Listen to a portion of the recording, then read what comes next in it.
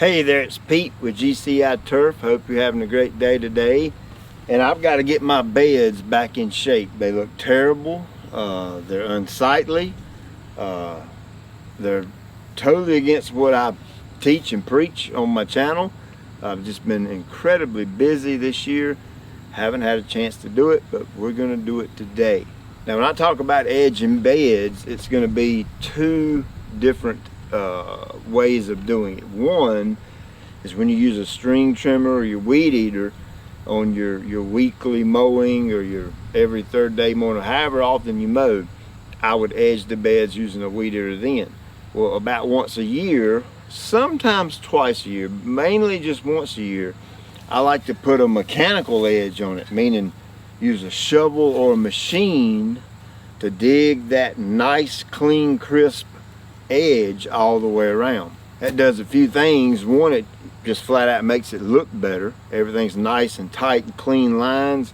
Number two, if you've got that groove between your grass and your bed or your natural area, it gives somewhere for the mulch to kind of lay in, or your pine needles to lay in, so it doesn't get out in your grass. So my edges are somewhat defined now, meaning I've got somewhat of an edge. I can look at it and tell, well, there's the edge right there. But what I need to do is take my weed eater and go around and edge my beds like I would do with my mowing as part of my routine maintenance, before I take my shovel and put the more permanent edge in. Now, a little disclaimer here. The reason I do it once a year is because, you know, it rains and dirt moves when it rains. These edges will fill back in over time. Depending on your soil type, soil structure, it may be faster or not as fast. So this right here is a string trimmer. It's an Echo SRM 225. It's the ones we use in our company. And I've had this one right here at my house for a while. The head is counterclockwise rotating. So now, why is that important? It's important because that's going to determine the way I walk and the way I hold this tool in edging my beds. Now, I've seen this done two ways. One, folks flip the trimmer upside down and kind of hold it down like this and walk along their edge like so. To me, that's kind of hurts my back to do it that way. So what I do is I take the trimmer like this and use it like this and hold it up this way, grab it here, and then I'll use my pinky on the throttle or my bottom two fingers on the throttle like so. Now when I'm doing it, I like to keep the head and the string straight up and down like that. I don't like leaning it this way, or I don't like leaning it that way.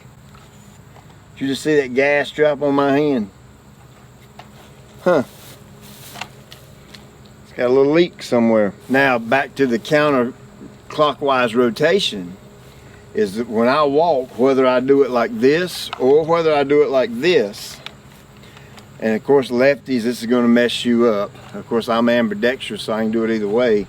But lefties, it's going to be very difficult for you to do it like this. If I'm holding it this way, well, let's pretend I'm left-handed. I'm going like this. I don't want to walk in a way that when the string trimmer's turning, it throws the debris up and I'm walking into the debris. It could put your eye out.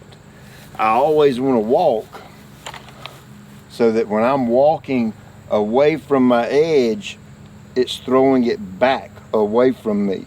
Same way like this. If I'm holding it down like this right here to edge my beds, I would actually have to walk backwards like so that the debris is flowing away from me. If I walk forwards, it's going to kick it straight up in the air. It'll put your eye out. So I hope that wasn't too confusing, but the point is, you want to walk the opposite way of where the debris is flying. You want the debris flying back behind you as you're doing this.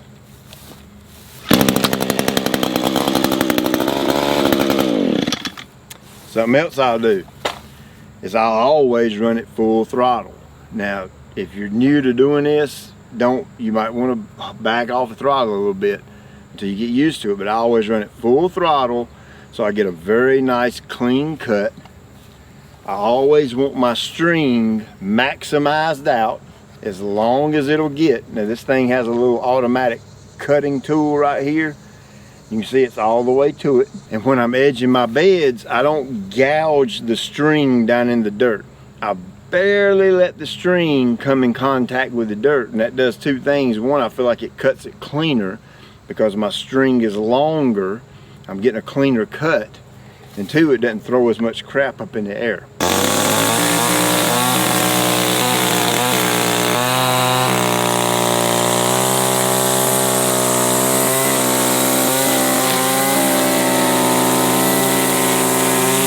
Now I've done the first half of the bed, holding it down here. I'll do the second half of the bed kind of like I like doing it and holding it more upright.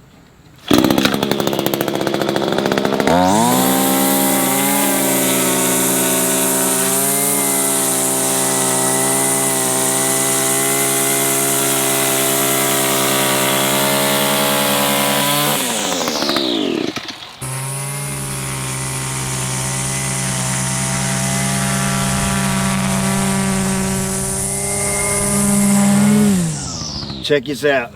I'm doing a really cool video after this one on using a pretty unique machine. It's actually not designed to do bed edging, but it's going to be pretty cool, so you'll want to check that out. And something else I want to tell you about Christmas, I'm going to do a humongous giveaway. It's kind of a thank you to all my subscribers. So in order to get on that giveaway list, you'll need to be on my email list, and you'll need to be subscribed to the YouTube channel. All that's in the description. So when I'm edging these beds, I like my shovel to be straight up and down on the outside edge, and you can go as deep or not as deep as you want. And I'll just simply go around the beds, give it a little tap like that.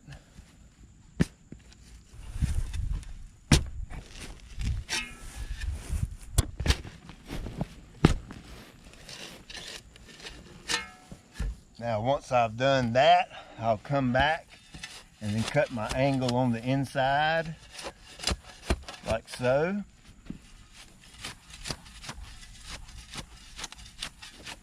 Then I'll simply rake back my extra dirt, kind of pull it back in the bed and just fan it out and lose it.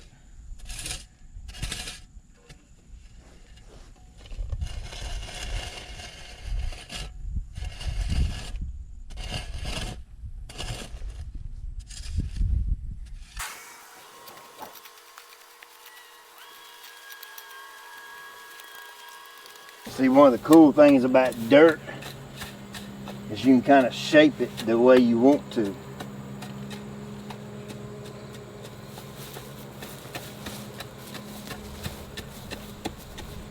So now I've got a nice clean groove all the way around this tree. And of course you don't want to take out so much that you build this up a lot. You don't want to put a lot of material around the base of that tree because you'll kind of smother it a little bit, for lack of better words. And if that's the case, you'll need to remove that material and take it somewhere else. But in my case, I was able to kind of fan it out and just kind of, it actually helped create a better shape for the bed overall. And I'm gonna have some pine needles brought in, put some pine needles in.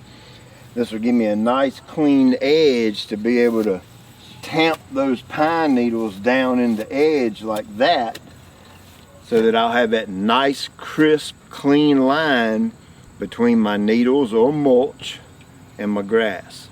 Well, there you go. I hope this helped. I got a huge day in the yard. I'm making several videos today, so be looking for all those coming out pretty soon. And remember to subscribe to the channel to be in that big giveaway around Christmas, and be on my email list as well. And you guys see this before I let you go. Man, look at that thing right there, boy. Good gracious alive. Look at that. I'm going to attempt to edge my beds with this thing, so you don't want to miss that. Check you later.